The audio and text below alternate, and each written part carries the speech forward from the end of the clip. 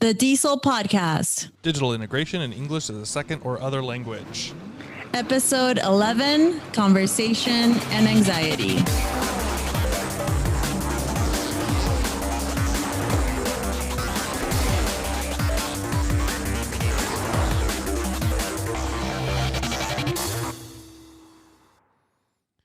Welcome to the DIESOL podcast, episode number 11. We are your hosts. I am Brent Warner.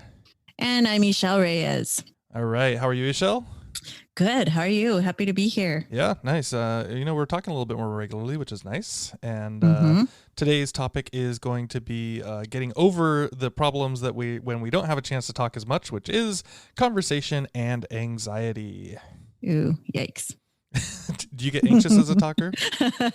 Hey, I'm a very shy person. I am a shy person too, so I rely on other people to be the leads in the conversation until I know them pretty well. So interesting. Would have never guessed. And we know this is also an issue for our students. And so, oh yes, if it's an issue for us, it's definitely an issue for our students. Right. I mean, you see some of the shyer students, and it's like sometimes it's painful, but we got a couple ideas around it, and we did a little research and found some information. So I say we jump into it. All right. All right. What the research says. Oh, sorry. I stepped right on top of your voice. How dare you speak while I'm speaking? You made a mistake. I'm going to shame you into your conversation. That's it. I'm never speaking again. Okay, you go. Yeah. So I looked at an article from Advances in Language and Literary Studies Journal. The article was called Influence of Speech Anxiety on Oral Communication Skills Among ESL and EFL Learners. So a common issue when we were teaching communication skills to our students. And the article kind of broke down different factors that affected students' perception of themselves and also what influenced their anxiety. Well, the number one issue is that students get a mental block, and because of the anxiety, then their actual communicative competence is jeopardized. And then what happens is this anxiety interferes with their level of confidence during their speech. Yeah, no, this makes sense. I mean, we actually, you can see physical manifestations of this sometimes in the classroom, right? Where it's just like, yes, you ask a question and then they just stare there like the deer in the headlights, right? Yes. And I know that as a language learner myself, I was shy to start off, and I hated being called on because I did not want to say the wrong thing. I did not want to embarrass myself. I did not want to sound like I didn't know what I was doing, and I didn't know what I was doing. But the thing was, I was so scared, deathly scared. Yeah. I should also point out, I guess my own experience too, like learning Japanese is Japanese people, they love to just say something in Japanese. Hey, did you have that a lot? Like when you lived in Japan for a little while, right? And it's just like, it's like, just say something in Japanese, and you're like, what? Like, my name is. Yeah, like, and then it's like, yeah, you could say like the most mundane thing, but like you want to say something that sounds, correct, relatively intelligent or whatever it is, but then you end up saying like the baby phrase, right? Like, where is the bathroom, right? Or something like that. So without any context, I mean, it's going back into what you're saying, but without any context or without any setup, it can be really intimidating just to kind of be slammed with that all of a sudden, right? Right. And then the article talked about how, and I can attest to this, students having to give oral presentations or having to speak in front of an audience, rather than viewing these assignments as an opportunity to improve, they saw it as a test, which of course you can imagine multiplies anxiety, right? If you're taking a test. Right. Worse if you're having to take that test in front of everyone that you know, and perhaps some of your friends or other people in class. That can also affect your reputation. So if students view making errors as a threat to their reputation and not accept them as part of the learning process, then that's going to lead to not participating in the process. And so the article talked about those factors. It was also interesting that in this particular study, they looked at students in Pakistan. And they found that students from a lower socioeconomic background tended to have worse perceptions about themselves in terms of their confidence. And that tended to be due to lack of previous educational opportunities. So peers that had more schooling opportunities had more confidence. Oh, that's interesting. So I could actually see myself being guilty of pushing someone in the wrong way when they might have had I might be assuming that they came from a full and robust education, but they don't actually have that. And so they're not confident in the classroom. They're not confident in what they're doing. And then when they have to work on top of that in a second language, yeah, that could be pretty heavy. Right. And sometimes, as teachers, we think that after we've had students from a certain country that we're familiar with, we feel like we're familiar with their backgrounds, but the reality of it is we don't know the backgrounds of our students. Right. And our students are not gonna, I imagine our students don't want to be known as, I was a student who didn't get that education and I won the lottery to come here and learn English, which I've actually had cases like that. And so that's got to be terrifying. And then they have to live up to that too, because they have people back home who are expecting them to do, something great or whatever that is. So. Right. There's so much pressure. And so, in the article, they wrote that students who are given ample and daily opportunities to practice public speaking had more success overcoming that anxiety in front of an audience. And it makes sense, right? If you're giving your students plenty of chances to be with that feeling of anxiety, then the next time you're kind of more comfortable with that feeling. And then eventually you're sort of able to make friends with the anxiety, hug the anxiety, embrace it, harness it. Whoa. Okay. That's an interesting, when I think of harnessing, I'm thinking like some video game where you're going to like shoot it out like with a fireball or something. Okay. But that I can say for myself as a language learner, when I realized that in American culture, you have to participate in order to get the grade that you need.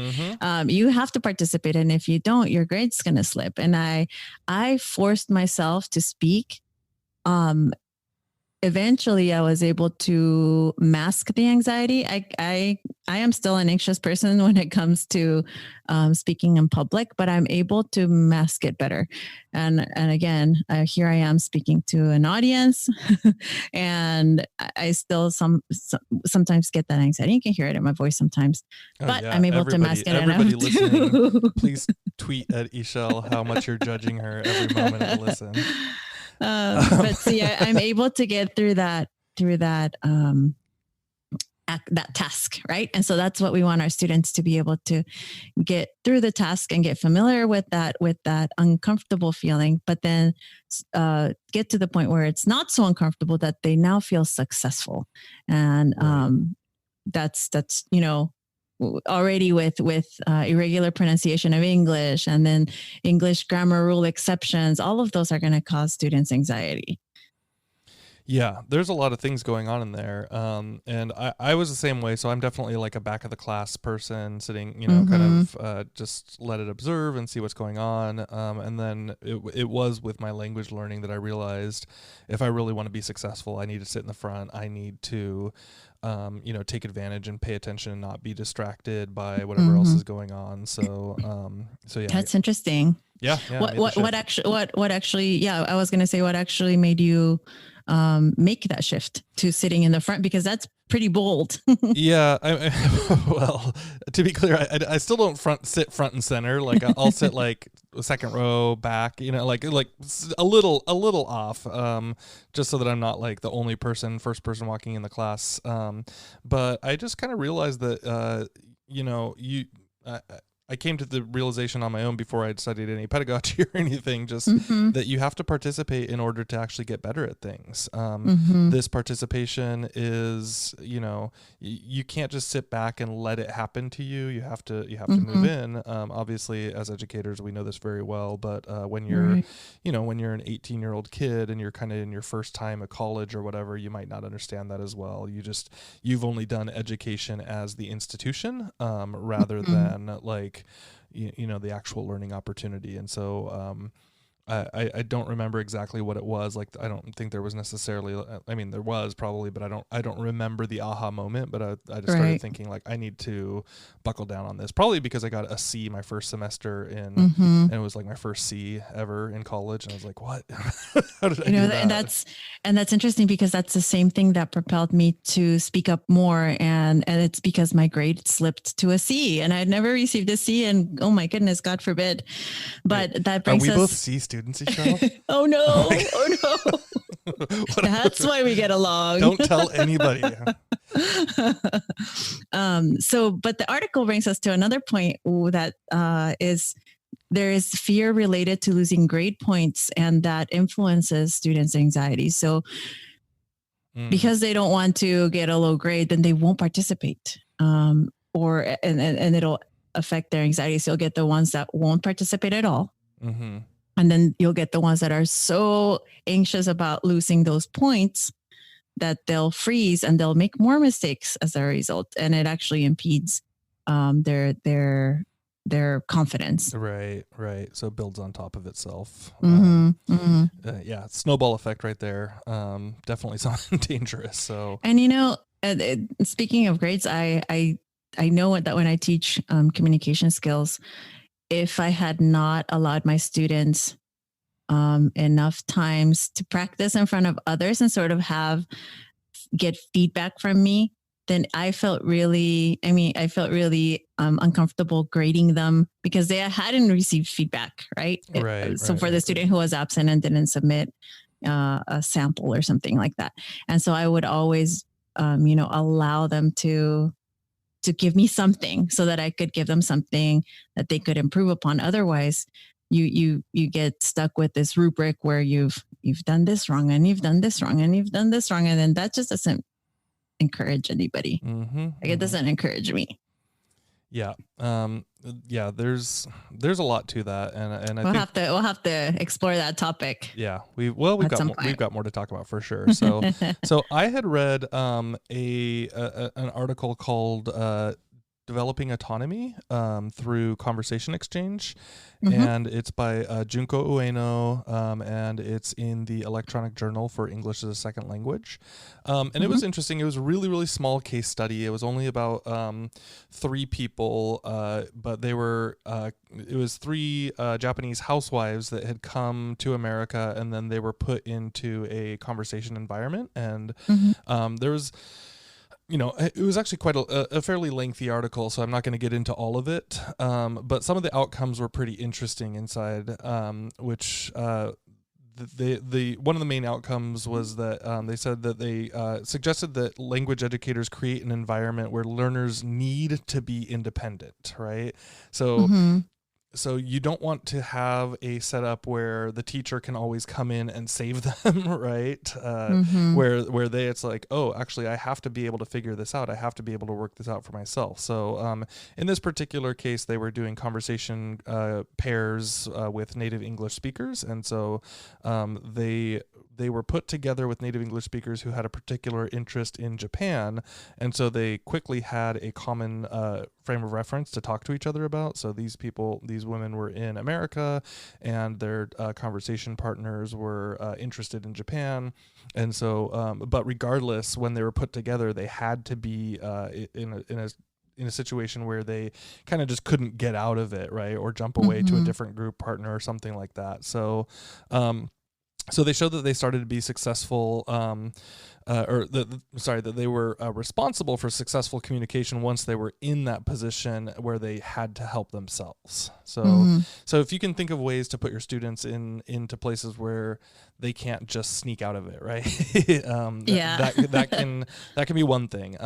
They also recognized that it is critical for learners to have opportunities to experiment with the target language and to assess themselves. So that's an interesting part, right? Where it's like, you're not just playing around with it, but you're also reflecting on it. And so it said that the conversation exchange was the place for the participants in the study to discover their strategies through trial and error. So the opportunity to kind of mess around with things, to be free to make mistakes. And we talk about this now in terms of, low stakes assessment and low stakes formative assessment and, just practice opportunities. So it does tie into kind of what you're talking about a lot here, but, really giving people the chance to, one, be responsible for themselves, and two, to have a situation that is low stakes enough that they feel comfortable making those mistakes and then reflecting on it. And these things can help build confidence for speakers.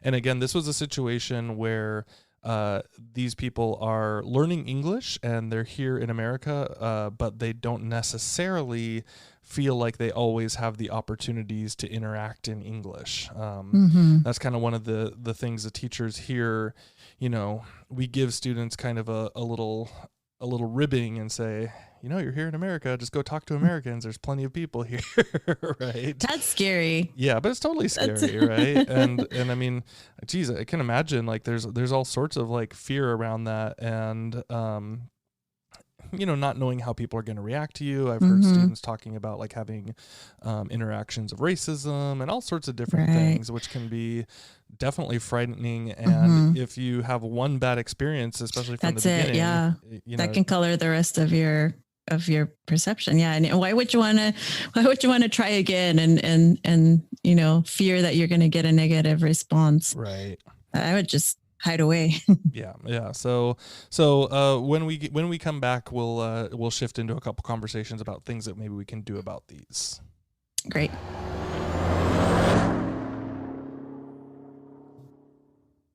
Okay, so Ixchell, we have a book winner. Last time we had Kate on the show, and we had the special game that was kind of hidden in the show. We didn't do a great job of promoting it during the actual show. I just kind of threw it in at the end. But sorry, Kate. But that's okay. We're learning how to do these things. We're learning how to do shows. So we have our book winner.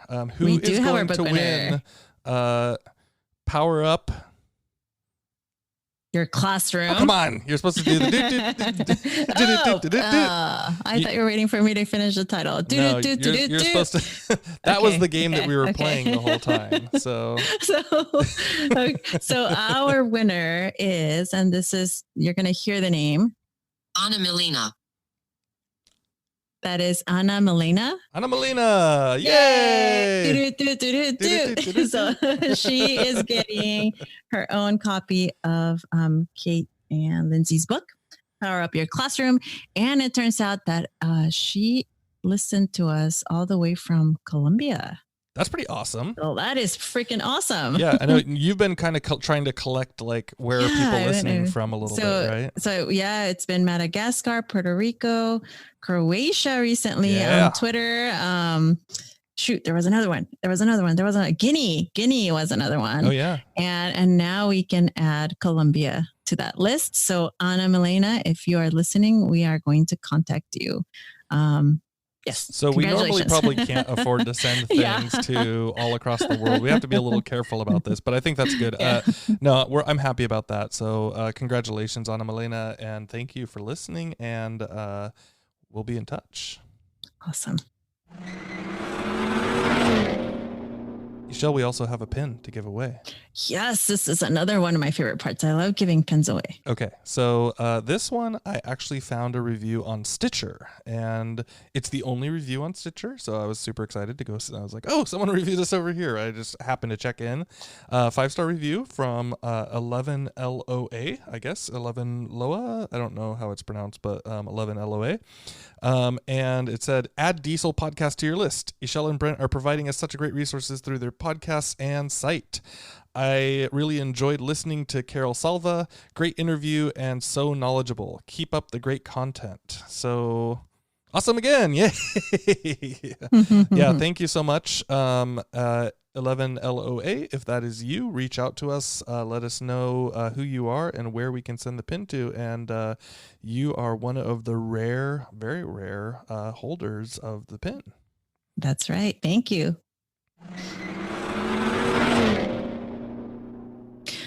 Okay, so now we are switching to the part of the show where we tell you a little bit about tools and techniques that you can use to apply what we've learned. And today we're talking about conversation. So Brent, what do you have to share with us? Okay, so I am teaching a conversation class right now. It's for adult ESL in our program at Irvine Valley College, and it's a conversation. It's an advanced conversation class, and so I kind of decided to go off the rails with the class and just do something very different than maybe that I would normally do, and so I wanted to go into ZTC, zero, sorry, that's kind of school slang, but zero textbook cost, and I didn't want to charge anything for the students. And so what I ended up doing for one of our activities that we're kind of regularly cycling into is I am having the students develop their own language units on things that they want to learn how to talk about. Wow. So yeah, it's pretty cool. It's definitely, there's a learning curve to it, and I really had to do a lot of selling for the students on like how to, like what the purpose of this is, and really talking about the benefit of being in the adult ESL program is it doesn't cost them much of anything to be students. They just have to pay a health fee. So the class is kind of free for them. And at the highest level, there's nowhere else for them to go. And so I was saying, hey, it doesn't really matter. The grades are not what's important here. Your learning is what's important. And you are, you're not really going to get a grade. You're going to get like a passing the class or not passing the class. And so so the way that it's set up for that kind of allowed me to have some freedom in structuring the class in a way that can really drop the anxiety levels and increase the conversation. And so what they're doing is I distribute a Google Doc to them that's kind of a template, somewhat based on Eric Roth's Compelling Conversations books. Eric is a friend, and I was a co-author on one of the books, and so we've been talking about all sorts of different things and things that we can do. And so I kind of templated out a few sections. So I want to have students develop questions. They're going to develop their own vocabulary.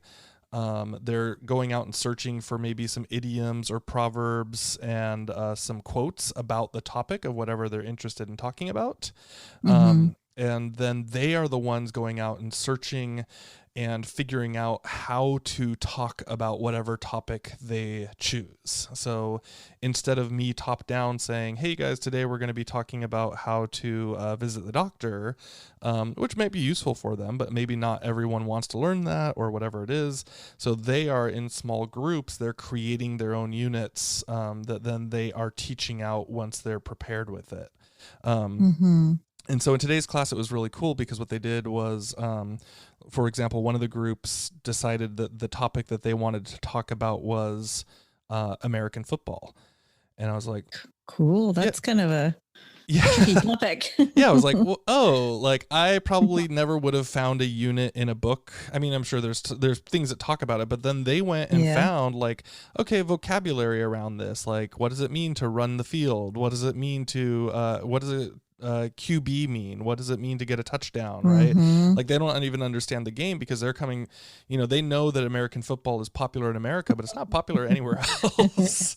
And so they're like, and if they're living in America, then they're realizing, well, hey, I want to be able to understand conversations with people who are here and doing all of this stuff. And so basically what ended up happening is they built out this whole unit all around American football, and they learned the language, and they taught themselves that. And then in teaching it to the next group of people, so the next small group that came in to talk to them, then they're reinforcing their own learning in their own language. And then at the very end, instead of me grading them, what I'm having them do is I'm having them grade themselves and then reflect on why they gave that grade, which is much like we were talking about with the research above, or that we were covering earlier. And so that really gives them autonomy and control over their language. And so it's not a very high-tech tool or anything. I mean, it's just distributing Google Docs, but that now they have that built unit for themselves that they can refer to, as much as they want to and use for the future. That is pretty ambitious. That's pretty cool. Yeah, it's a little scary sometimes. Like I am like, are you guys ready? Because this, by the way, this is a Friday afternoon class. Like they're coming in at 12:30 on a Friday, and I'm like, you guys are doing everything. This is not a traditional class. You know what your class deserves? Donuts. Oh. I think a couple donuts. Of them I'm gonna have to go buy them donuts. Yes, they're actually really great. It's an outstanding group of students, and that's really cool. And I don't think that it really matters whether it's low tech or high tech. I mean, you're integrating tech in it anyway, and they're building something around it and using a skill, right? Yeah. Oh, totally. Mm-hmm. I mean, we talk about of course the show is all about tech and stuff like that, but this is not always necessary. You can get really basic, and the goals are still the same of developing language. It's not about like, do you know how to click every single button that's necessary? It's about, are you reaching your actual language goals? And so I feel pretty happy about what we're doing in there, although sometimes it's like, it gets pretty wild in that class, because it's just a different thing. And the students, though, once they're on board, they seem to be pretty ready to go with what we're talking about. Very, very cool. Yeah. So I use Flipgrid, and we've talked about Flipgrid a few times, I think, mentioned it here and there, but Flipgrid is huge now. It's massive. I mean, it is huge. Everywhere. Yeah, it is. Yeah. So if you're not part of the Flipgrid fever, then Flipgrid fever, and check it out. But Flipgrid is basically for those people who may not have heard about it yet, especially if you're overseas. It's an app that, and it's a web tool as well, that you can use to record videos, and you can use it. You can have grids with your students' videos, and then they can watch each other's videos, comment on each other's videos. It's kind of like social media for school, right? Like, yeah, but it's so cool. So I love that. I love the concept. So I decided to see, first I started off with, number one, video, recording yourself is scary. And then having a video on top of that, that's like twice as scary. And then knowing that someone else is going to watch it is pretty much makes you want to not be in my class. But I recorded a video of myself introducing myself. So then I had my students do self-introduction. So that's how I introduced the app to them. And then they, of course, were freaked out. But one of the things you can do with Flipgrid is you can re-record. So if you don't like what you're recording, you can record again. And so as students are making mistakes and recording again, then we are they themselves are creating that situation where it's another opportunity to practice that, getting over the anxiety and instant reflection too. Right. Because they're looking at themselves. And I know that when I was in college, my first year of college, and my speech instructor told us that we were going to be recording ourselves and then watching ourselves. That was so scary, but it was the single most learning experience I had, because I did become aware of things I was doing, like maybe touching my hair more, or using more pauses in my speech. And so I actually did become aware of that, and it helped me to decrease those behaviors. So I start off very simple, very low stress with introductions, and only I'm going to watch the introductions. No one else can see them, just me. And then I'll move on to something like, okay, The students are going to read an article. Can you do that in Flipgrid? Yes. Can you set it? Sorry, I didn't know that. Yeah, go ahead. You can set it where only the teacher can see the response. Yes, yes. That, which is one of the reasons that I was also thrilled with Flipgrid at the beginning, is that I have some students that are not able to show their face. Right. And so I want to protect my students' right to privacy. So I wanted to make sure that I had something where I could moderate that. And so I just told them, for this assignment, I'm the only one who's going to watch it. That's it. And later we'll talk about, we built that rapport within the class where we know that we're all learning. That's interesting. And if you're not okay with us showing your face, that's totally okay, because now Flipgrid has added like emoji stickers, so you can cover up your face, or you can actually like flip to see something else, like your camera, you can flip to see something else. Point it at something else, or use an image, which is really great, because now you're removing those barriers, those barriers for students, and students can become really comfortable. And eventually you hope that they'll find the self-confidence, and that, it doesn't mean that they have to show their face. There's also a blur function. Did you know that, Esol? Like, you can blur out your face like a witness protection person. That's new. Is that new? Really? It's been there for a couple months, but yeah, it's no, that's new to me. I haven't used it in a while. I do keep up with them because they're updating like crazy. I think they had another update feature this week, and I just haven't had the chance. Right now, I'm not teaching a class that I can use it with, but I do follow them because I'm a big fan of Flipgrid. Another way that I use it is rather than having face-to-face discussions, sometimes I'll assign an article or have them watch a video clip, and then they either have questions that I post on Flipgrid. I'll videotape, record myself reading the question, and then I'll ask them to either answer or develop another question. And so that forces them to think about what they're going to ask, how they're going to form the question, and how they're going to introduce the question or answer that question. Mm-hmm. And then I've had where I put them in groups and they watch each other's and they respond to each other's. And last of all, whenever I have classes that maybe I don't get to do a lot, I'll have them do self-reflections, midterm self-reflections, and then final self-reflections.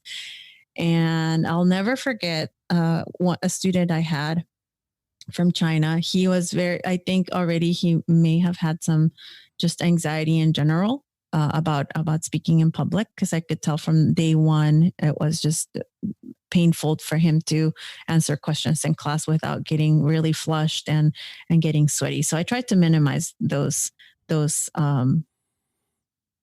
spotlight assignments for him. But at the end, I had them it was an optional final assessment, self-assessment, and it was done through Flipgrid, and he actually recorded himself saying that it was so touching. Every morning they would come in and I'd say, "Good morning, sunshines." And these are adults, but I call them sunshine because they come in late. I don't think I could get away with that. No, they come in late and they're so worried that they're going to be late. And I'm just like, it's okay. It's okay. Good morning, sunshine. So the student recorded himself, and you could tell he was struggling, but he said, "In this class, you are the real sunshine. Thank you for everything you've done." Something along those lines. And it was just like, I was like, oh my gosh, here's my student who is deathly afraid of speaking in public, who, gets nervous every time I walk by because he thinks I'm going to call on him. And he was able to express himself on video permanently. And that just, that goes to show that with some practice, students are able to be in that space of discomfort of having to, but they're able to complete a task. And so they have now the confidence to complete that task. And so that's how I've used Flipgrid. And I know that there's all sorts of really cool ways that other teachers are using it. I don't know if you've used it. Yeah. I just used it again with the same class a couple weeks ago. We did the same. We did introductions and conversations where they were responsible to get with a partner and actually record themselves in pairs talking together on the one video, right? And so they were playing with it with different ways, holding out their arm as a selfie stick, or sometimes they were pushing the front camera, back camera, toggling back and forth, so it was like a back and forth conversation, this person and that person. So there's a lot of cool different ways to play with it and to get people engaged. I think this is not Flipgrid, but I went when we were on VoiceThread. Yeah. Did I tell you about this horrible story? No, but do share. Really dedicated, really making a strong effort. Struggled with speaking and went through everything and did an excellent job. Like, finally recorded this thing and said, told me, like, I recorded a bunch of times and I finally got it, and he was all proud of himself. So that's great. So I went and listened to it, and it was a really good recording. And then at the very end, the toilet flushed.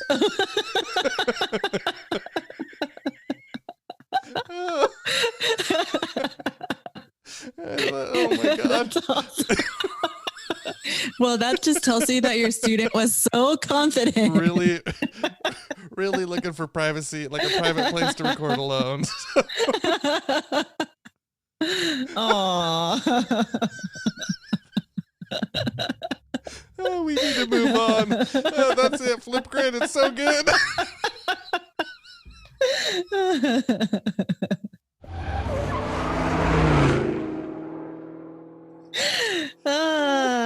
Okay, it is time for our fun finds. And today I have another app. I love apps. Apps and cosmetics tends to be my thing. But it turns out that I might be moving overseas for 6 months, and I'll can you talk more about that? We'll worry about it later. We'll worry about it later because it might change. But right now, I have to plan as if I'm moving for 6 months. Okay. And for that, I have an app called Packer. It's Packr, and you can plan business trips or long vacations or trips where you're moving for a year, and it has checklists. There's a free version, and there's of course a pro version if you're traveling all the time, and if you need customizations. But the list it comes with will remind you of things that you might not think about in the long term, like unplugging all of your appliances, calling your bank to let them know that you'll be out of the country, making sure that you have all of your medications for the time that you're going to be gone, making sure that the electricity and all of those bills are either on auto pay or that you've shut them down. But it's a really kind of cool app, and it'll tell you the weather forecast, what kind of things to pack for that time, for the seasons that you'll be there. So it's pretty cool. Sounds good. Mm-hmm. All right. So mine is a food find. Recently, there's a Japanese restaurant called Sagami. It's like a sushi bar, and there's a very, very famous takoyaki place in Japan called Gindako. And they got a license to have gindako at this restaurant. It's in Irvine, so it's not too far from the school. But if you want really good takoyaki, those are your octopus balls, right? So the chopped up octopus put into like a batter, and then rolled around in the dough. It's a very famous Japanese treat, and really, really excellent. So Gindako takoyaki over at Sagami if you happen to be in Southern California. Awesome. All right. So a couple things. We do still have our buy us a coffee, and someone bought us a coffee. That's cool. Yeah. And we got an anonymous purchase. So thank you so much. We enjoyed our cup of coffee there. So cool. I'm glad that someone thought it was useful, and I appreciate that. So good.